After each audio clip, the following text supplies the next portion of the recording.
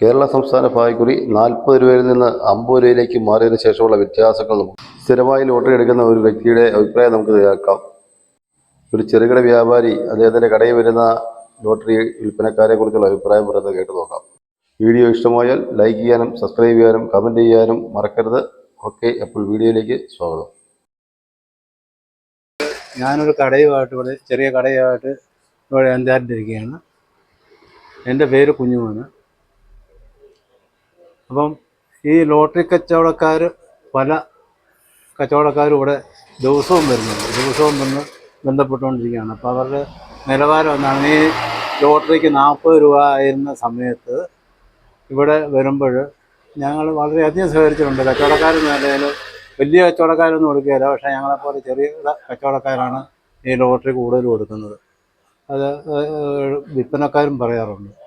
അപ്പം ഈ ചെറിയ ലോട്ടറിക്കാർ അവർക്ക് കിട്ടുന്ന തുച്ഛമായ വരുമാനത്തിൽ നേരത്തെ ആയിരുന്നെങ്കിൽ അവർക്ക് ന്യായമായിട്ടുള്ള സംവിധാനം പൈസ കിട്ടുമായിരുന്നു. ഇപ്പോൾ നേരത്തെ 100-120 ടിക്കറ്റ് വിറ്റ ഒരാൾ ഇപ്പോൾ 60 ടിക്കറ്റ്, 150 ടിക്കറ്റ് വിറ്റ ആൾ 100 ടിക്കറ്റ്, ആ രീതിയിലേക്ക് താഴ്ന്നു വരികയാണ്. അപ്പോൾ അവരുടെ ജീവിതത്തിലും അതിൻ്റെ പ്രശ്നങ്ങൾ വളരെയധികം ഉണ്ടായിട്ടുണ്ട്. അതുപോലെ ഞങ്ങൾക്ക് തന്നെ ഈ പ്രൈസ് കിട്ടാത്തത് കൊണ്ട് എടുക്കുന്ന കാര്യത്തിൽ തന്നെ വളരെ മാനസികമായിട്ട് തന്നെ ബുദ്ധിമുട്ടുണ്ടാകാറുണ്ട്, സാമ്പത്തികമായിട്ട് ബുദ്ധിമുട്ടുണ്ടാകാറുണ്ട്. എങ്കിലും ഞങ്ങൾ കേരള ലോട്ടറിയിൽ വളരെയധികം സഹകരിക്കുന്നുണ്ട്. നാളെയും സഹകരിക്കണമെങ്കിൽ ഇതിൻ്റെ വേണ്ടപ്പെട്ടവർ ശ്രദ്ധിക്കേണ്ട കാര്യം എന്താണെന്ന് വെച്ചാൽ, ഈ പ്രൈസ് ഘടനയിൽ ശരവണ മാറ്റം ഉണ്ടാകണം.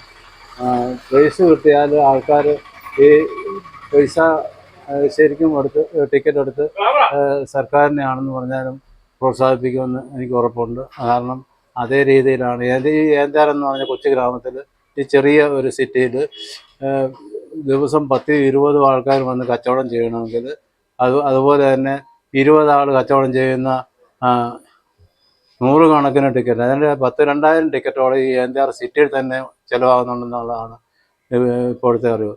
അപ്പോൾ അങ്ങനെ കച്ചവടം ഉള്ള ഒരു സ്ഥലത്ത് പ്രൈസ് ഉണ്ടെങ്കിൽ മാത്രമേ വീണ്ടും മുന്നോട്ട് ഈ ലോട്ടറി ഭാവി മുന്നോട്ട് പോവുള്ളൂ.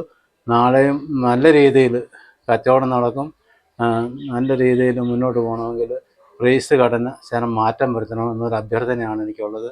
അതുകൊണ്ട് അത് തന്നെ എൻ്റെ വിൽപ്പനക്കാർക്കാണെന്ന് പറഞ്ഞാലും അവർക്കും കൂടുതൽ ടിക്കറ്റ് എടുത്ത് വിൽക്കുകയും പൈസ കൂടുതൽ കിട്ടുകയും ചെയ്യും.